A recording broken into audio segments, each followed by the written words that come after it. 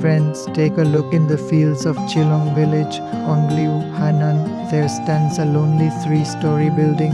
It turns out that this is a relatively well-preserved Japanese air traffic control tower from the Huangliu Airfield. Today, it stands as evidence of Japan's invasion of Hainan, China. In April 1940, after the Japanese army fully occupied Hainan Island, they planned to transform it into an unsinkable aircraft carrier, serving both as a base for air raids on southern and southwestern China and as a strategic launching point for their southward invasion into Southeast Asia. They built the Huangliu Airfield, designated as Aviation Base No. 13. The airfield was located among several villages to village Chilong, Shinrong, and Chinbio in Huangliu Town, Lidong County. Covering about 30 square kilometers, it had a runway of 1800 meters and a tarmac of 60,000 square meters. The base included the control tower, gun turrets, guard posts, barracks, and security offices. After completion, Japanese training aircraft frequently took off and landed for flight training. The garrison consisted of an air regiment, which was actually a reinforced division of about 8,500 troops. It had 3 air battalions on ground crew battalion on technical maintenance unit, a command and control center on anti-aircraft unit with 37mm cannons on field unit, a field hospital logistics unit, military police unit, security team command post was set up in Chilong village, Huangliu town. There were barracks covering about 2 square kilometers. According to the signs posted there, the building was recognized as a historical site by the Lidong County government on October 14, 2021. Surrounding the airport were 26 overlapping firepower bunkers and triangular anti-aircraft artillery positions. In the west of Mangpo village, an oil depot was built, and to the north 2 ammunition depots were constructed. These depots are still intact today. In the west of Chinbio village, there's also an old water tower. The first floor of the tower is made of reinforced concrete and red bricks.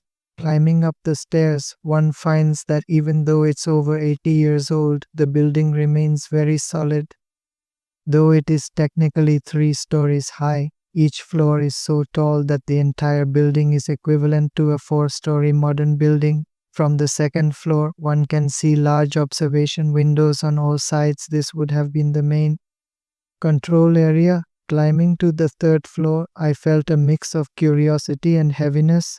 I was curious because it was my first time entering such a structure. Heavy-hearted because this control tower once directed numerous Japanese warplanes to bomb and arm Chinese civilians and various cities. From here, Japanese aircraft not only bombed mainland China but also struck Southeast Asia and Burma. Their crimes were immense. Today, the runway and tarmac have been dismantled and replaced by farmland, now used by China's southern breeding base. The high-quality rice and corn grown here contributes significantly to feeding 1.4 billion people, although the smoke of World War II has faded. The suffering inflicted by Japanese militarism on the Chinese people must never be forgotten. The spirits of 35 million Chinese war dead continue to cry out for justice, yet Japanese leaders still refuse to admit their wartime crimes. They frequently visit the Yasukuni shrine that honors war criminals, illegally claim China's Diaoyu Islands, and interfere in Taiwan and the South China Sea. Japan is now actively building the Quad Alliance US, Japan, India, Australia in an attempt to contain China. What's even sadder is that some pro-Japan Chinese Jingri are now whitewashing Japan's war crimes and denying events like the Nanjing massacre.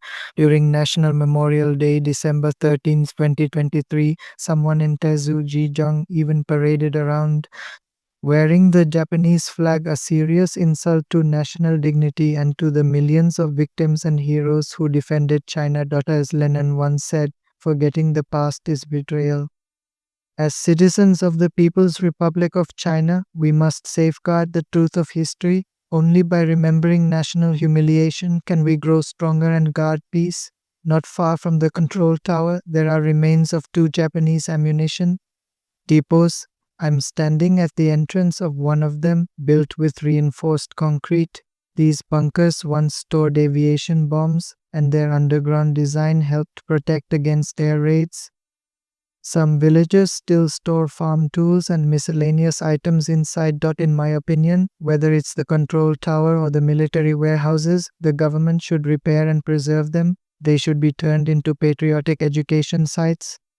Making better use of these historic relics. Honestly, if it weren't for Captain Chen of the Huangliu swimming team, I wouldn't have even known about this old Japanese airfield. Although most buildings have disappeared, the remaining structures serve as powerful historical evidence. I suggest building a museum nearby so that visitors to Henan can not only enjoy its scenery but also learn its history and receive patriotic education.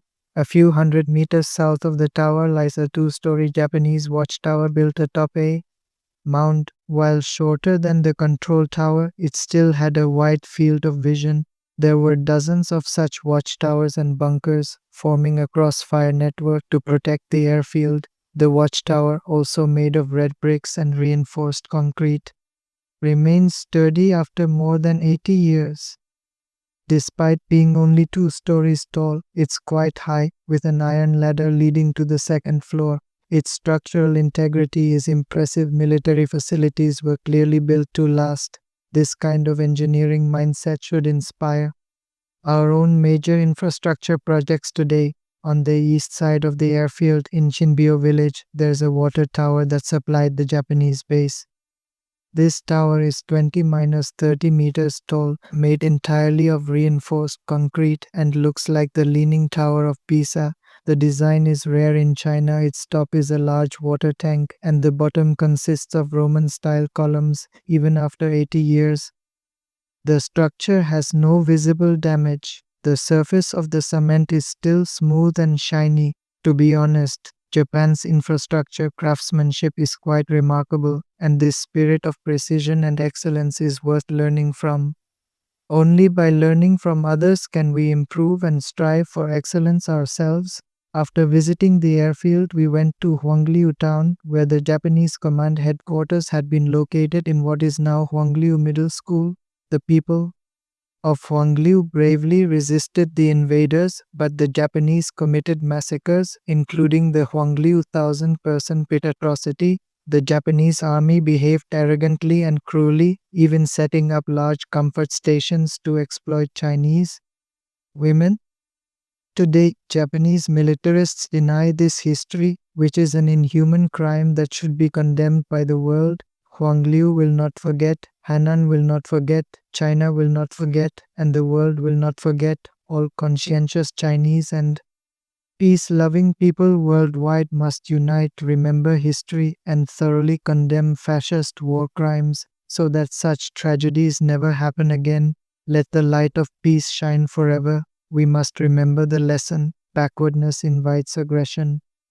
We must strive with all our might to revitalize China and strengthen national defense. As the great leader once said, when the army and people are united as one, who in the world can oppose us?